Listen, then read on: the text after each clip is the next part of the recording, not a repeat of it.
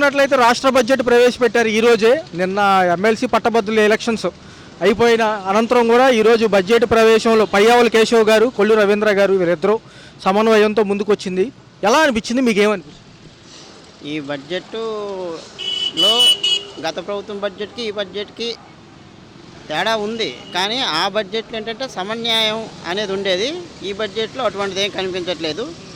నాకు కావాల్సింది ప్రధానంగా ఏంటంటే ఈ బడ్జెట్లో ఉత్తరాంధ్రకి ఎంత కేటాయించారు, అది మెయిన్ పాయింట్. పర్టికులర్గా అసలు మెన్షన్ ఎక్కడా చేయలేదన్నా.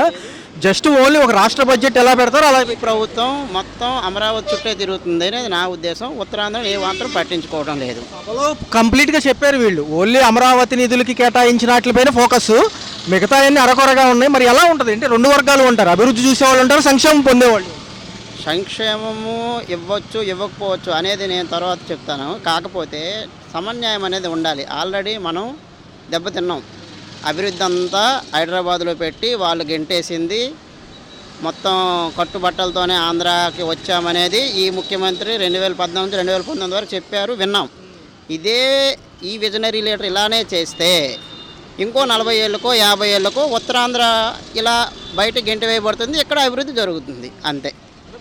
వెనకబడి ప్రాంతాల గురించి ఏదైతే ఇంకా ఇక్కడ సమన్యాయం అనేది చేయకపోతే మొత్తం అభివృద్ధి అంతా ఇక్కడే పెట్టుకుపోతే ప్రత్యేక రాయలసీమ వస్తుంది, ప్రత్యేక ఉత్తరాంధ్ర వస్తుంది. అది మరి చూసుకున్నట్లయితే తదుపరి భవిష్యత్ అంతా సంక్షేమ పథకాలే ఉంటుందా, లేకపోతే ఇప్పుడు చెప్పినట్టుగా కేంద్రం ఇచ్చిన నిధులేమో దీనికి కేటాయిస్తామంటున్నారు కదా, ఖచ్చితంగా జరుగుతుందా? సంక్షేమ పథకాలు అనేవి అయితే అవసరం లేదండి. సంక్షేమ పథకాలు అనేవి ఓన్లీ విద్య, ఎవడు ఎక్కడ వరకు చదువుకుంటాడో అక్కడ వరకు ఫ్రీగా ఇవ్వండి. వైద్యం ఎవరికి ఎంత కావాలో అంతా ఉచితంగా ఇవ్వండి, అంతే. ఆ రెండు చాలు మనిషికి. ఇంక సంక్షేమ పథకాలు ఏం అవసరం లేదు. విద్యలో ఈ సూపర్ 6లో భాగంగానే వీళ్ళు చెప్పినట్టుగా 12,000 కోట్ల చోటేమో 4,000 కోట్లు ఇస్తున్నారు, ఒక 20,000 కోట్లు అవసరం అయితే 12,000 కోట్లు ఇస్తున్నారు. ఇవన్నీ ఎలా సరిపెడతారు? సూపర్ 6కి బడ్జెట్ సరిపోదని ప్రజలకి తెలుసు, ఓట్లు వేసేవారికి తెలుసు, హామీలు ఇచ్చేవారికి తెలుసు. సో సూపర్ 6 కోసం మనం అంత డిస్కషన్ చేయాల్సిన పని లేదు. సూపర్ 6 ఇవ్వలేమనే సంగతి వాళ్ళకి ముందే తెలుసు. ఇప్పుడు ఇవ్వలేదు అనగానే మనం వాళ్ళ మీద ఇదైపోవడానికి కూడా లేదు. ఎందుకంటే సూపర్ 6కి కావాల్సినంత బడ్జెట్ లేదు మన దగ్గర. అది హామీలు ఇచ్చినప్పుడు తెలుసు, ప్రజలకు కూడా తెలుసు. సూపర్ 6ల కోసం ప్రజలేమి ఓట్లు వేయలేదు. సూపర్ 6 రైతుల సంక్షేమం అనేది గతంలో 3,000 కోట్లు ఇస్తే అది 300 కోట్లు అయింది. అంటే ఇమీడియట్గా ప్రభుత్వాలు కొని ఆదుకుంటాయి కదా, బియ్యం కానివ్వండి, మిర్చి కానివ్వండి, ఇలాంటివి ఉంటాయి కదా పంటలు. వీటిని ఇక్కడ మళ్ళీ డిస్కషన్ మొదలైంది. అది రైతులకు మాత్రం ఎక్కడైనా ఏ బడ్జెట్లో అయినా సరే రైతులకు కేటాయించాల్సింది కేటాయిస్తేనే ప్రభుత్వ విధానాలు అనేవి కరెక్ట్గా ఉన్నట్లు లెక్క మన దృష్టిలో. ఎందుకంటే రైతే దేనికైనా రైతే ప్రధానం. రైతుకి అన్యాయం చేస్తే అవ్వదు. తొలి బడ్జెట్లో ఆయన రైతు భరోసా కేంద్ర ప్రభుత్వంతో ఇచ్చింది కలిపి ప్రతి రైతుకి సంవత్సరానికి 13,000 ప్లస్ ఎంత ఉంది, అది కొంచెం ఇతను పెంచితే బాగుంటుంది, అంతే.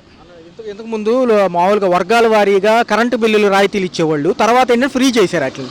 ఇప్పుడు ఏంటంటే ఎస్సీ ఎస్టీ కానివ్వండి, ఇప్పుడు ఏదైతే చేతి వృత్తులు ఉన్నారో ఇప్పుడు క్షురకులు వీళ్ళకి 400 యూనిట్ల దాకా ఇస్తామంటున్నారు. ఒకవేళ ఇలా పెరిగితే కనుక అది మళ్ళీ కరెంటు ఛార్జీలు కట్టే వాళ్ళ మీద పడిద్దా భారం?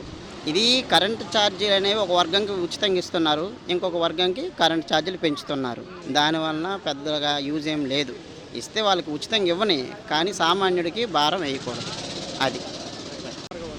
అంటే ఇంపాక్ట్ ఈ మూడు కూడా ప్రజలతో సంబంధం ఏం లేవు. అది అన్ఎంప్లాయిడ్ యూత్ ఒకటి, నిరుద్యోగ వృత్తి, ఇంకోటి ఏది అన్నారు మీరు? అదే సార్, మహిళలకు ఉచిత బస్సు. అంటే వాళ్ళు అంటే పెంచకుండా ఉంటే చాలా అన్నట్టుగా ఉన్నారు ప్రజలు. యాక్చువల్గా ఉచిత బస్సు అనేది వీళ్ళు అనౌన్స్ చేశారు, కానీ ఛార్జీలు పెరగకుండా కనీసం ఆడవాళ్ళకి డిస్కౌంట్ ఇచ్చి మగాళ్ళకి మాత్రం బస్ ఛార్జీలు పెరగకుండా ఉన్న ఇంపాక్ట్ అనేది చాలా తక్కువ ఉంటాయి. అంటే ఎక్స్పెక్టేషన్ లేదు ప్రజలకు, ఏదో వచ్చేస్తే సడన్గా మనకి అన్నీ జరిగిపోతాయి అనేది లేదు.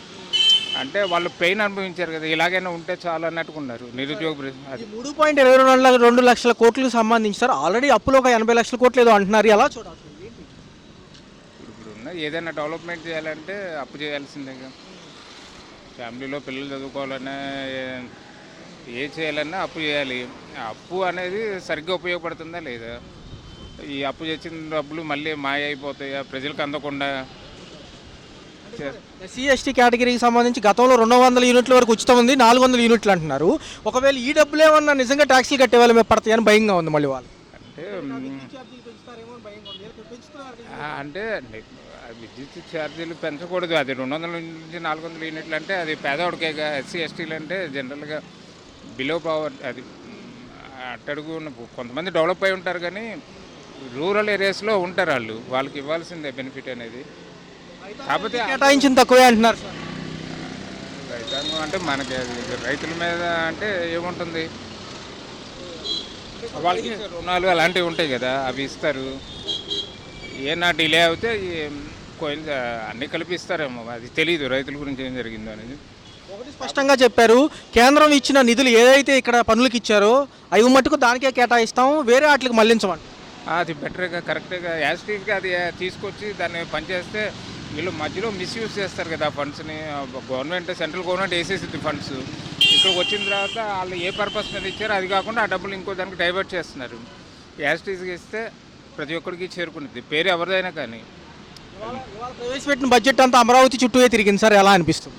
అమరావతి చుట్టూ అంటే క్యాపిటల్కి ఏమైనా అలాట్ చేశారా? బడ్జెట్ ఏం లేదు, కేంద్రం ఇచ్చిన ఈ సంక్షేమమే అట్లా అలాగే ఇచ్చారు. వాళ్ళు సపరేట్ క్యాపిటల్కి వచ్చేప్పటికి వాళ్ళ డబ్బులు వాళ్ళే సపరేట్గా దాని మీద లోన్స్ సెంట్రల్ గవర్నమెంట్ ప్రొవైడ్ చేసే అన్నీ కూడా స్టేట్ గవర్నమెంట్ కూడా ప్రత్యేకంగా బడ్జెట్లో పెట్టి ఉండకపోవచ్చు, పెట్టారో తెలీదు. దాని డబ్బులు అదే తెచ్చుకుంటుంది, అప్పులు గిప్పులు. అది రేపొద్దున డెవలప్ అయిన తర్వాత అదే వడ్డీలు కట్టుకుంటుంది. అయితే లేవని చెప్పారు. 3 ఒకటేమో తల్లికి వందనం తగ్గించారు, రెండోది రైతు భరోసా తగ్గించి ఇచ్చారు. లేని పథకాలు ఏంటి అంటే కనుక ఉచిత బస్సు ఒకటి, నిరుద్యోగ భృతి ఒకటి, 18 ఏళ్ళు దాటిన వాళ్ళకి 1500 డబ్బులు. ఎలా చూడాలి? ఇప్పుడు మట్టికి ఏ స్టేట్మెంట్ రాలేదు. బస్సు ఫ్రీ లేదు, ఆడవాళ్ళకి 1800 1500 ఇస్తానన్నారు, అవి కూడా లేదు. పిల్లలకి ప్రతి నెల ఇస్తానన్నారు, అవి కూడా లేవు. అంటే ఏం లేదు సార్, ఇవాళ బడ్జెట్ ప్రవేశపెట్టడంతో అప్పులు పాలైపోయావనే సెక్షన్తోనే మొదలు పెట్టారు పొద్దున. అలాగే ఆల్రెడీ బడ్జెట్ లాస్ అని చెప్తున్నారు. బడ్జెట్ కన్నా ఎక్కువ ఉన్నా కూడా సంబంధం లేదు, వీళ్ళకి ప్రజల గురించి పట్టించుకోరు. సార్ ఎలా ఉంటుంది తదుపరి ఎలా ఉంటుంది అంటే కరెంటు యూనిట్లు గతంలో ఎస్సీ ఎస్టీ ఈ కేటగిరీల వాళ్ళు తక్కువ ఇచ్చారు కదా, ఇప్పుడు ఎక్కువ ఇస్తారంట, 400 యూనిట్ల వరకు ఉచితం అంటున్నారు. ఈ బాధుడు వేరే వాళ్ళ మీద పడిద్దా? ఎందుకు పడదు బాధుడు? పేదల మీదే పడిద్ది బాధుడు, గ్యారెంటీ అది. మిగతా సెక్షన్లో ఏం చెప్పారంటే మిగతా కేంద్రం ఇచ్చిన నిధులు దేనికి మళ్లించరంట, ఓన్లీ దానికి ఏ సెక్షన్కి ఇస్తే ఆ సెక్షన్కే వాడతారంట. వాడేది ఏముందంటే అమరావతి అంటాడు, అమరావతి కడతారు, తర్వాత ఇది డామ్ ఉంది కదా దానికి పెడతారు ఇది పెట్టుబడి. రైతు భరోసా బాగా దెబ్బతీసింది సార్. ఏదైతే రైతుకు చేయో 20,000 అన్నారో, అయితే దానికి అర్హులు చాలా మంది ఉంటే చాలా తగ్గించి ఇచ్చారు సార్, 8,000 చిల్లర కోట్లే అంటున్నారు. ఎలా చూడండి? ఏముంది, రైతులు నెత్తి మీద చేయించాడు, అంతమించి ఉండదు సార్. బడ్జెట్ మరి కొంచెం అంత బాగాలేదు, మేము ఇచ్చిన బటన్ నొక్కినట్టుగా లేదని మాజీ ప్రభుత్వాలు అంటున్నాయి.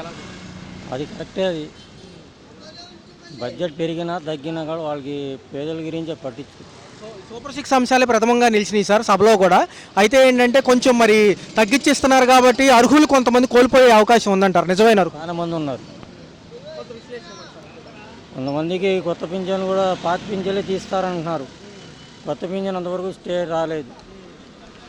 అంశాలు ఎలా ఉంటాయి సార్? ఓన్లీ అభివృద్ధి అంటే అవదు కదా సార్, సంక్షేమం కూడా చూడాలి. ఇప్పుడు మట్టికి అభివృద్ధి జరగాలంటే కష్టం. మళ్ళీ 2-3 సంవత్సరాలు పోవాలి, 3-4. ఎలా ఉంటుంది సార్ అంటే మళ్ళీ ఏదన్నా పాత గవర్నమెంట్ ఫామ్కి వచ్చిద్దాం, మరి ఇప్పుడు అమలు అవ్వకపోతే వీళ్ళకి అవకాశం ఉంది జగన్కి. తో పాటు ఒక పక్క సంక్షేమం అభివృద్ధి అంటూ ఉంటారు. గత ప్రభుత్వాలు చూశారు, ఈ ప్రభుత్వాలు 9 నెలల పరిపాలన చూశారు, ఎలా అనిపిస్తుంది? బాగానే ఉంది, పరిపాలనకి ఏమీ ఇది లేదు. కంపారిజన్ చేసుకుంటే మనకి అభివృద్ధి అన్నది బాగానే కనపడుతుంది. అయితే సార్ గతంలో కేంద్ర బడ్జెట్ చూసాము, రాష్ట్ర బడ్జెట్ ఈరోజు ప్రవేశపెట్టినప్పటికీ అంటే ఏంటంటే రాష్ట్రాల పరంగా కొన్ని యొక్క ఏదైతే ఇచ్చిన హామీ చేయాల్సిన పథకాల మీద ఎక్కువ కాన్సన్ట్రేషన్ ఉంటుంది. సో ఇది ఎలా అనిపిస్తుంది? 6 పథకాలు కదా, పథకాల మీద అయితే ఎక్కువ కాన్సన్ట్రేషన్ కనిపించట్లేదు. ఏదో పథకం ఇంప్లిమెంట్ చేస్తున్నట్టు అని ఉంది, కానీ ప్రత్యేకంగా పథకాలన్నీ పూర్తిగా చేయడానికి టైం కూడా పడుతుందని చెప్పి తెలియజేస్తున్నారు. అయితే సార్ జనరల్గా చూసినా చూడకపోయినా కానీ ఈరోజు డేటాను బట్టి చూసుకుంటే 3.22 లక్షల కోట్లు అనేవి వాళ్ళు వెచ్చించారు సార్ రాష్ట్ర బడ్జెట్ అంటున్నారు. అయితే అసలు ఇచ్చిన హామీల్లో ఏదైతే లెక్కకు రాని అంశాలు ఏవైతే కనుక నిరుద్యోగ భృతి ఒకటి, మహిళలకు 18 ఏళ్ళు దాటితే 1500 ఇస్తానన్నారు, తదుపరి చూసుకుంటేనేమో తల్లికి వందనం కూడా తగ్గించేశారు. సో ఏదన్నా మళ్ళీ ఈ వర్గాలు ఉంటాయి కదా, వీటి మీద డిపెండ్ అయిన ఏదన్నా ఒక అసంతృప్తి ఉంటుందా? అసంతృప్తి బడ్జెట్లో అందరికీ కూడా న్యాయం చెయ్యాలి, అదేవిధంగా అభివృద్ధికి కూడా ఎక్కువగా కేటాయించాలి. జనరల్గా అభిప్రాయం ఏంటంటే 25% అభివృద్ధికి మన పథకాలకు ఇచ్చి 75% అభివృద్ధి కార్యక్రమాలకే చేయాలి. అది బడ్జెట్లో కూడా ఒక 75,000 కోట్లు అభివృద్ధి మన పథకాలకు ఇచ్చి మిగిలిన 2,50,000 కోట్లు అభివృద్ధి కార్యక్రమాల్లో వెచ్చించాలి. కానీ 250 పథకాలకు ఇచ్చి 75 అభివృద్ధికి అనేది అసలు అది ఏ విధంగా కూడా సబబు కాదు. సో ప్రవేశపెడుతూనే పయ్యావుల కేసులు గారు గతంలో ఉన్న అప్పులన్నీ చెప్తూనే ప్రవేశపెట్టారు సార్. కొల్లు రవీంద్ర గారేమో బడ్జెట్ని ప్రవేశపెట్టారు, ఈయన ప్రసంగించారు అంతే పయ్యావుల కేశవ్ గారు. ఈ అయితే ఏంటంటే ఇవన్నీ అంశాలు చూసుకుంటే కంపారిజన్ ఉంటుంది ఖచ్చితంగా అని మాజీ మంత్రులు, ఎందుకంటే మేము ఇచ్చినన్ని ఇవ్వలేకపోయారని రైతులకు సంబంధించి కూడా కొంత అరాకొరగా అనిపించినట్టుగా అంటున్నారు. సో ఏదైనా క్రోడీకరించినప్పటికీ కూడా కొంతమంది ఆ వర్గం వాళ్ళు ఉంటారు, ఈ వర్గం వాళ్ళు ఉంటారు. అభివృద్ధి చూసేవాళ్ళు ఒక వర్గం అయితే సంక్షేమం కోసం చూసేవాళ్ళు ఒకళ్ళు. ఎలా ఉంటుంది? అంటే గత ప్రభుత్వంతో పోల్చుకుంటే ఈ ప్రభుత్వానికి అసలు ఎక్కడా కూడా మనం కంపారిజన్ చేయలేం. గత ప్రభుత్వంలో డబ్బులు పంచిపెట్టినట్టుగా అన్ని పథకాలకు పంచిపెట్టేయటమే తప్ప అభివృద్ధి అనేది ఎక్కడా కూడా కనిపించలేదు. అది ఏంటంటే రెస్ట్ ఆఫ్ ద పీపుల్ చాలామంది ఉన్నారు, అందరికీ కూడా అభివృద్ధి అనేది కనిపించాలి. పథకాలు ఒకటే కాదు, అభివృద్ధి చేస్తే పథకాలు అవసరం లేకుండా కూడా ప్రజలు మంచిగా వాళ్ళు మన వార్షిక ఆదాయాలు పెరుగుతాయి. కూటమి ప్రభుత్వ నాయకులు ఏమంటున్నారంటే కేంద్రం ఇచ్చిన ఏవైతే నిధులు ఉన్నాయో ఏ శాఖకి ఇచ్చినాయో ఆ శాఖకి ఖర్చు పెడతాం, దాన్ని పక్కకు మళ్లించే యోచన లేదంటున్నారు. సో తదుపరి ఎలా ఉంటుందంట? ఇది మంచి పరిణామం.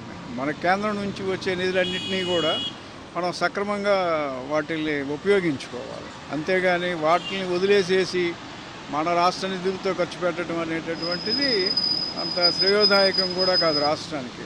అది ఇప్పుడు ఏదైతే ఉందో 200 యూనిట్ వరకు కొన్ని వర్గాలకి అప్పుడు కరెంటు బిల్లులు ఉచితం అన్నారు కదా సార్, అది 400 యూనిట్ చేసే ఆలోచనలో ఉన్నారు. ఒకవేళ పెరిగితే మళ్ళీ మిగతా శాఖల మీద ఏమైనా పడుతుందా, లేకపోతే ట్యాక్స్ పేయర్స్కి ఏమైనా ఇబ్బంది ఉంది? అంటే విద్యుత్ శాఖ అంతా కూడా మరి అవినీతిమయం అయిపోయింది. గత ప్రభుత్వం విధించినటువంటి ట్రూ అప్ ఛార్జెస్ అన్నింటినీ కూడా ఈ ప్రభుత్వం రద్దు చేస్తే అది మంచి గొప్ప పరిణామం అవుద్ది. అది ప్రతి ఓటర్కి కూడా ఉపయోగం.